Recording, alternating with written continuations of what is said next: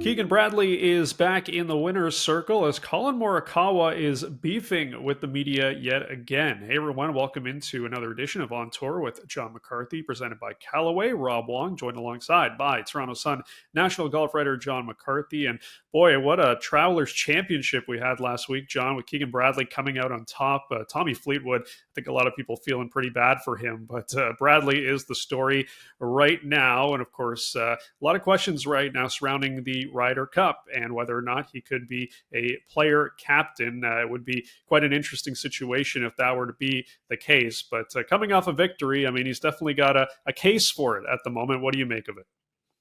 Yeah, it's a very interesting situation he finds himself in, because it was 2 years ago that he probably had played his way into a deserving spot on the team, but he kind of got left out because he wasn't part of the boys club, the Spieth and Justin Thomas boys club. So they snubbed him, and it's almost like the makeup was to name him as a 39-year-old Ryder Cup captain for this year at Bethpage Black.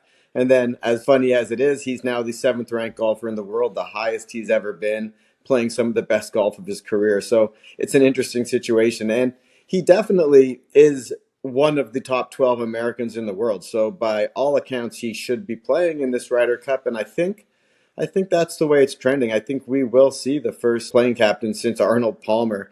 Keegan Bradley's taken over sort of that Captain America mantle from Patrick Reed, and he's a fiery guy, and he's outside of the U.S., he can be a bit polarizing. He's like the human manifestation of the USA, USA chant. So depending on what you think of that sort of vibe in the golf world, Keegan Bradley he's going to be electric as a captain or as a player. But with the Ryder Cup going to Bethpage Black, it's going to be probably the most intense Ryder Cup in recent memory. That place is always crazy. So if you get Keegan Bradley as a player captain on that team, I can only imagine what's going to happen. And even going back to the Travelers, there was a bit of a Ryder Cup vibe there with him and Tommy Fleetwood. If they'd battled great down the stretch and both playing well and Bradley had won like that, sort of that celebration would have, to me, looked a little better than as it was. It took him quite a while to get to Tommy Fleetwood to sort of give him the handshake and the pat, where if the roles were reversed and you saw Keegan Bradley kind of choke one away and miss a small putt, you could almost imagine Tommy Fleetwood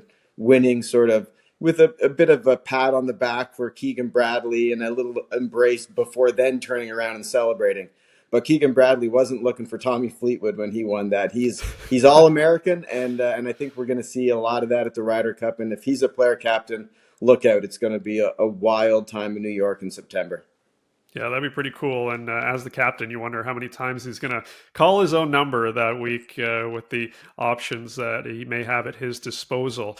So we talked a lot about Rory McIlroy, of course, and his back and forth with the media. There's been a lot of that going on. But Collin Morikawa is at it yet again, kind of unprompted, had some comments the other day calling out a media member when he had a chance to speak the other day. It's been a lot of narrative right now, John, about the players and the media and how often they should do it and the things that are, kind of said on both sides. As someone that is on the media side of things, how do you view it all? Well, I think if the players are, if they wanted to pick a good time to attack the media, I think 2025 is the time to do it, because nobody is feeling sorry for media members these days.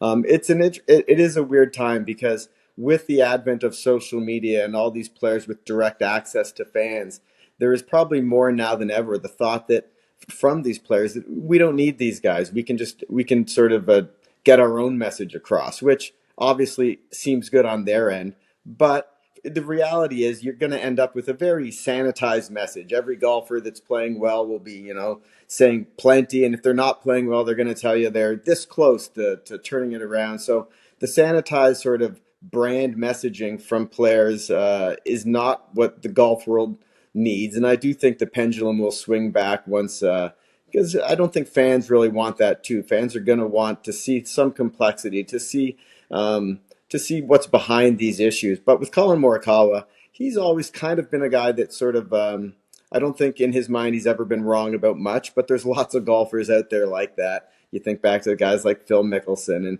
and such, but he was 5 years with one caddy. This latest thing happened because he's now parted ways with his caddy after 5 weeks. So he's with one caddy for 5 years.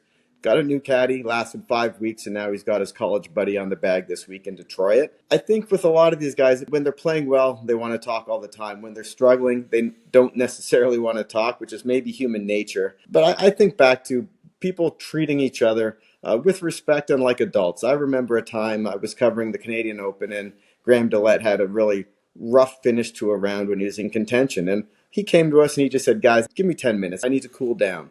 And it was an easy conversation. He came back, he gave us a few minutes, and we got on with it. But it's sort of this confrontational attitude between media and golfers. It's a bit odd because in reality, most of the time, 90% of the time, we're telling good stories. We're pumping guys up. People aren't really looking to drag anyone down. So, but it is sort of the sign of the time. And with the players having this access through social media, I think we're going to see more and more of it across every sport. And it's going to be eventually the fans that decide what they like.